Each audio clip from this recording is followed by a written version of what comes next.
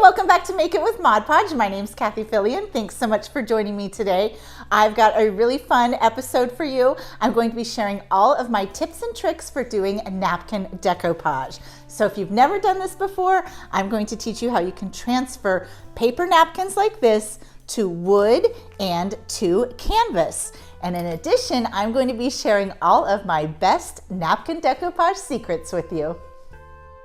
The first step for napkin decoupage is separating your plies. And for that, I like to use a little clear tape.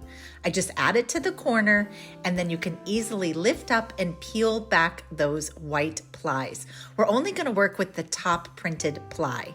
If you have wrinkles or fold lines, you can easily iron them with a dry iron, no steam. Next, I want to show you how you prep your board. I like to paint wood surfaces with some white Folk Art Home Decor chalk. This works as a primer. Go ahead and trim your napkin down to size. This is if you want to do an all-over design. I trim it a little bit larger than my piece.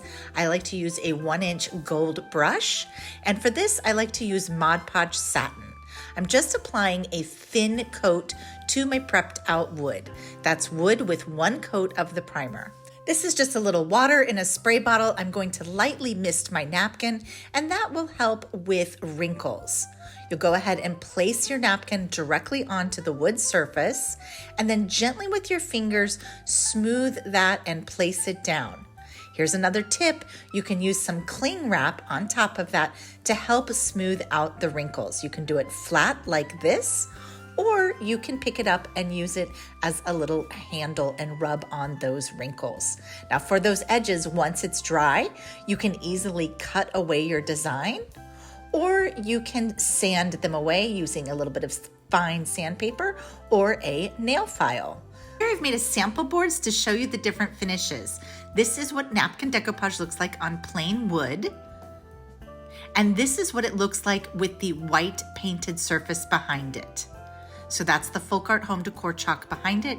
And this is what it looks like with black painted behind it. Not maybe the best look for this, but could be cool for Halloween. Next, let's talk about piecing our pieces down. So you can go ahead and cut and leave a hard edge around, or you can do my preferred method, which is using these Mod Podge paint brushes. Now for these, you're going to use one of the long detailed brushes, the round brushes, and you're just going to paint with water around the design that you want to cut out.